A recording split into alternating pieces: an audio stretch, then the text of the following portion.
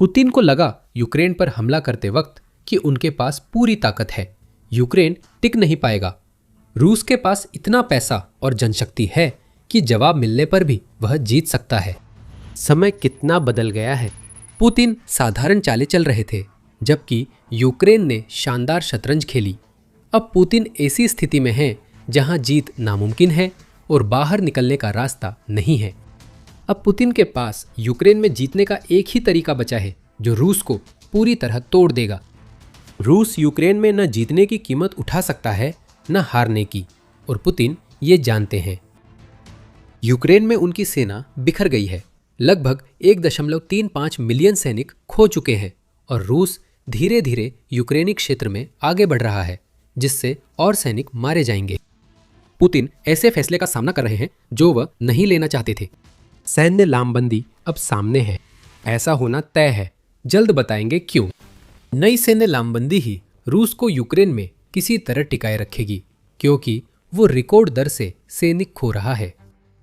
यूक्रेनी विदेशी खुफिया सेवा शुरुआत में ही उस समस्या को उजागर करती है जिसका सामना पुतिन को करना पड़ रहा है। यूक्रेन की सैन्य खुफिया एजेंसी कहती है कि विशेषज्ञों का कहना है कि कर्मचारियों की कमी की स्थिति में रूसियों का बड़े पैमाने पर अर्थव्यवस्था से बाहर निकलना रूस की स्थिति को और भी खराब कर देगा। पुतिन की सबसे बड़ी समस्या यही है। लामबंदी से रूस को देश चलाने के जरूरी लोग खोने पड़ते हैं, जबकि पुतिन को यूक्रेन युद्ध के लिए पर्याप्त लोग चाहिए। अब पुतिन फंस गए हैं। क्या वह अपने देश को अपंग कर दे ताकि वह अपनी जंग जारी रख सके, या फिर वह रूसी सेना को यूक्रेनी ड्रोन के रोजाना बरसते कहर के नीचे धीरे धीरे खत्म होने दे। किसी भी हालत में पुतिन हारेंगे और इस सब की चिंगारी लामबंदी होगी। यूनाइटेड 24 मीडिया की रिपोर्ट है कि यूक्रेनी खुफिया एजेंसी ने बताया है कि रूस की अर्थव्यवस्था पहले ही मंदी के शुरुआती चरण में है, क्योंकि ठहराव और धीमी गतिविधि के कारण रूसी उत्पादन धीरे धीरे रुकता जा रहा है। यूक्रेन सच बोल रहा है। आर्थिक संकेतक दिखाते हैं कि रूस बर्बादी की ओर है और पुतिन ने देश को इस स्थिति में पहुंचाया। दरारें दिखने लगी है। 8 मई की रिपोर्ट में यूरो न्यूज़ ने बताया कि रूस पर लगे 20 दौर के प्रतिबंध असर दिखा रहे हैं। जनवरी से मार्च में रूस की आर्थिक विकास मंत्रालय के अनुसार अर्थव्यवस्था में 0.3% की गिरावट आई। यह परिणाम 2023 के बाद रूस में पहली बार आर्थिक संकुचन दिखाता है, जब महंगाई दर 6% है, ब्याज दरें बहुत ज्यादा है, लगभग 15% के आसपास, और क्रेमलिन $60 अरब तक पहुंच चुके राजकोषीय घाटे के बोझ तले दब रहा है। जैसे जैसे पुतिन अपनी जंग जारी रखेंगे, यह घाटा और बढ़ता ही जाएगा। यहां तक कि रूस के नेता ने भी इन समस्याओं को स्वीकार किया है। हालांकि उन्होंने जिम्मेदारी लेने से इनकार करते हुए सबसे पुतिन स्टाइल में प्रतिक्रिया दी। वह बस अपने करीबी साथियों से यही कह सके कि वे उन्हें वजह बताएं कि आखिर क्यों मैक्रो इकोनॉमिक संकेतकों की दिशा फिलहाल उम्मीदों से कमतर है। इस सवाल का जवाब तो हर सुबह आपके सामने होता है जब आप आईने में देखते हैं। पुतिन, मान लीजिए आपके भूमिगत बंकरों में आईने हैं। ये सब तो आने वाले और बड़े संकटों के लक्षण हैं, खासकर अगर पुतिन अपने इरादे पर कायम रहते हैं और रूस को यूक्रेन में लड़ाई जारी रखने के लिए लामबंद करते हैं। द इकोनॉमिस्ट ने कहा था कि रूस डेथ जोन में प्रवेश कर चुका है। ये आंकड़े कुछ महीने बाद सार्वजनिक हुए। मीडिया आउटलेट ने कहा, रूसी अर्थव्यवस्था शायद पूरी तरह न गिरे, पर फिर से नहीं उभर पाएगी। ये वही मृत्यु क्षेत्र है जिसे द इकोनॉमिस्ट ने 8000 मीटर ऊंचाई जैसी बताया है, जो पर्वतारोही के शरीर को नुकसान पहुंचा सकती है। अब इतनी ऊंचाई पर शरीर उतनी तेजी से ठीक नहीं हो पाता जितनी तेजी से वो खुद को खपा देता है। रूस अभी भी पुतिन के आदेश वाले युद्धकालीन उत्पादन चक्र में फंसा है। फिलहाल रूसी अर्थव्यवस्था मुश्किल से टिक रही है और पुतिन ऐसे आदेश दे रहे हैं जो भविष्य की क्षमता को नष्ट कर रहे हैं। निर्यात घट गया है, उत्पादन बुरी तरह गिर गया है। पुतिन रूस के बीमार व्यवसायों और लोगों पर बस एक हद तक ही कर लगा सकते हैं, जबकि देश के बजट में उनके बनाए घाटे भर नहीं पा रहे हैं। रूस ने खुद ही अपने साथ यह किया है, और जो मौजूदा लामबंदी दिख रही है वह शायद मौत की घंटी हो, जो दिखाती है कि रूस अब उबर नहीं सकेगा। ब्रिटेन के कर्नल जोबी रिमर ने चेताया कि पुतिन के गलत फैसलों से उनके देश का भविष्य अस्थिर हो रहा है। 13 मई को यूरोप में सुरक्षा और सहयोग संगठन के यूके प्रतिनिधिमंडल में भाषण में रिमर ने पुतिन को सारी बातें स्पष्ट कर दी। रूस के अपने आंकड़े दिखाते हैं कि आर्थिक विकास रुका है, निवेश कम है और उपभोक्ता मांग धीमी है। राजस्व घटते ही वित्तीय दबाव और खर्च, खासकर रक्षा खर्च, लगातार बढ़ रहे हैं। रिमर ने कहा कि जिंसों से होने वाला राजस्व अस्थायी राहत देता है, लेकिन युद्ध प्रेरित आर्थिक मॉडल की संरचनात्मक असंतुलन को नहीं दूर करता, जो सीमाओं के करीब है। पुतिन नहीं सुनेंगे, वह सुन ही नहीं सकते। भले ही उन्हें पता है कि इन बातों में तर्क है, लेकिन वह यह भी समझते हैं कि टूटी हुई रूसी अर्थव्यवस्था को सुधारने का एकमात्र तरीका यही है कि वह अपने सैनिकों को यूक्रेन से बाहर निकाल ले। लेकिन पुतिन ऐसा कभी नहीं करेंगे। बिना अपने किसी भी लक्ष्य को हासिल किए विशेष सैन्य अभियान को समाप्त करना उस मजबूत नेता की छवि का अंत होगा जिसे उन्होंने दशकों में बड़ी मेहनत से बनाया है। पुतिन खुद को रूस का रक्षक कैसे कह सकते हैं जब उन्होंने सबसे बड़े युद्ध से अपने सैनिक वापस बुला लिए? ये संभव नहीं है। यही जाल पुतिन को उस लामबंदी की ओर ले जा रहा है जो रूसी अर्थव्यवस्था के अंत का कारण बन सकता है। अब रूस एक खतरनाक फीडबैक लूप में फंसा है। अपनी युद्ध मशीन को चालू रखने के लिए पुतिन को रूस की घरेलू जनशक्ति का बड़ा हिस्सा उस सैन्य औद्योगिक तंत्र को समर्पित करना पड़ता है जिसे उन्होंने बनाया है। ये नागरिक अर्थव्यवस्था को कमजोर करता है। क्रेमलिन और युद्धकालीन प्राथमिकता वाली कंपनियां फैक्ट्रियों में काम या यूक्रेन मोर्चे पर मरने के लिए पहले से कहीं ज्यादा पैसे दे रही है, जिससे व्यवसाय स्वस्थ अर्थव्यवस्था के लिए जरूरी उत्पादन नहीं कर पा रहे। उत्पादन बढ़े, रक्षा खर्च से बना रहता है, जिससे रोजगार मिलता है और पुतिन को राजनीतिक नियंत्रण में मदद मिलती है। लेकिन इस नियंत्रण की कीमत है। रूस रक्षा क्षेत्र पर इतना निर्भर हो गया है कि युद्ध से अलग होना बड़ा राजनीतिक व आर्थिक प्रतिघात ला सकता है। रूस अभी इस चक्र से निकल नहीं सकता, लेकिन यही सब उस भयावह स्थिति की जमीन तैयार कर रहा है जो तब आएगी जब पुतिन अनिवार्य रूप से उल्टी दिशा में जाएगा। रूस पीछे हटने की बजाय लामबंदी के करीब है। ऐसा होने पर रूस या युद्ध एक बड़ी वजह से हार जाएगा। रूस में पहले से ही श्रमिकों की कमी है जो और गंभीर होगी और रूस इससे उबर नहीं सकेगा। यूक्रेन की विदेशी खुफिया सेवा मुख्य कारणों को उजागर करती है कि क्यों लामबंदी पुतिन के लिए उनके ही बनाए युद्ध समाप्त करने वाले जाल में फंसने के बराबर होगी। पुतिन के लामबंदी करने से युद्ध से न जुड़ी कंपनियों से और भी कर्मचारियों को खींच लेने के अलावा रूस को विशेषज्ञता भी खोनी पड़ती है। एक आधुनिक युद्ध मशीन को सिर्फ सैनिकों को मोर्चे पर भेजने के लिए मानव संसाधन की जरूरत नहीं होती, इसे कुशल कर्मियों की जरूरत होती है जो युद्ध मशीन के पीछे चल रही हर चीज के लिए जिम्मेदार होते हैं। सिस्टम, संचार और इलेक्ट्रॉनिक युद्ध प्रणालियों के तकनीशियन मोर्चे पर बुलाए जाएंगे ताकि वे रख रखाव कर सके। वे अब भी काम कर सकते हैं, लेकिन अब रूस के बाहर और कब्जे वाले इलाकों में करेंगे, जहां अप्रैल में यूक्रेन ने मार्च के मुकाबले दोगुने हमले किए और लगातार ताकत बढ़ा रहा है। रूस में इन कुशल लोगों को बहुत कम जोखिम का सामना करना पड़ता है। यूक्रेन में एक ड्रोन रूस से एक प्रतिभाशाली कर्मचारी को छीन सकता है जो कभी लौटेगा नहीं और अपनी जानकारी अगली पीढ़ी को नहीं दे पाएगा। और सबसे बड़ी बात यह है कि रूस को पहले से ही पता है कि उसके पास श्रमिकों की कमी है। अप्रैल में रूस के केंद्रीय बैंक की गवर्नर एल्वीरा नाबुलिना ने चेतावनी दी कि देश अपने आधुनिक इतिहास में पहली बार श्रमिकों की कमी का सामना कर रहा है, जबकि उसकी अर्थव्यवस्था ज्यादा गर्म हो रही है। उन्होंने रूस की ऐतिहासिक रूप से सबसे कम 2% बेरोजगारी दर का हवाला देते हुए कहा कि यह उतनी अच्छी बात नहीं है जितनी दिखती है। असल में इसका मतलब यह है कि रूसी व्यवसायों के पास प्रतिभा का इतना बड़ा भंडार नहीं है जिससे वे चुन सके, जिससे उन्हें वेतन बढ़ाने के लिए मजबूर होना पड़ता है और इससे उत्पादन लागत भी बढ़ जाती है। ये टिप्पणियां 2026 के पहले 2 महीनों में रूस की अर्थव्यवस्था में 1.8% गिरावट के बाद आईं और व्लादिमीर पुतिन को लामबंदी न करने की चेतावनी देती है, वरना ये रूस के लिए विनाशकारी होगा। मामला यही गंभीर हो जाता है। सवाल है, क्या रूस लामबंदी करेगा? जवाब देने से पहले द मिलिट्री शो पर और भी बहुत कुछ है। जानकारी मिल रही हो तो चैनल सब्सक्राइब करें ताकि कोई वीडियो मिस ना हो। तो क्या रूस लामबंदी करेगा? रूस पहले ही उस दिशा में बढ़ना शुरू कर चुका है और सभी संकेत मौजूद है। रूस के रियाजान क्षेत्र में गवर्नर पावेल माल्कोव पुतिन की लगातार सैनिकों की मांग का दबाव महसूस कर रहे हैं। उन्होंने एक आदेश पर हस्ताक्षर किए हैं जिससे रियाजान में काम करने वाले व्यवसायों को अपने यहाँ काम कर रहे संभावित सैन्य सेवा उम्मीदवारों की पहचान करनी होगी। 150 से 300 कर्मचारियों वाली कंपनियों को यूक्रेन में सेवा के लिए 2 लोग चुनने होंगे। 300 से 500 कर्मचारियों वाली कंपनियों को 3 लोगों की पहचान करनी होगी। 500 से अधिक कर्मचारियों वाली कंपनियों को 5 कर्मचारियों का विवरण देना होगा। इसमें कोई दो राय नहीं, ये छुपी लामबंदी है। और भले ही रियाजान पहला हो, लेकिन संभावना है कि हम कई अन्य रूसी क्षेत्रों को भी ऐसे ही आदेशों पर हस्ताक्षर करते हुए देखेंगे, क्योंकि पुतिन और अधिक सैनिकों की मांग कर रहे हैं। पुतिन पहले से लामबंदी की तैयारी कर रहे थे।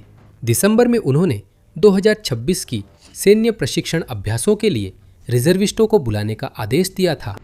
क्रेमलिन ने भी किसी को इस डिक्री के 2 सबसे महत्वपूर्ण पहलुओं के बारे में जानने से रोक दिया है, जो है कि कितने रिजर्विस्टों को प्रशिक्षण के लिए बुलाया जाएगा और यह प्रशिक्षण कितने समय तक चलेगा। हमें आंकड़े जानने की जरूरत नहीं, बस इतना पता है कि रूस अपने रिजर्विस्टों को युद्ध के लिए तैयार कर रहा है, जैसा पुतिन से उम्मीद की जाती है जब वे लामबंदी की तैयारी करते हैं।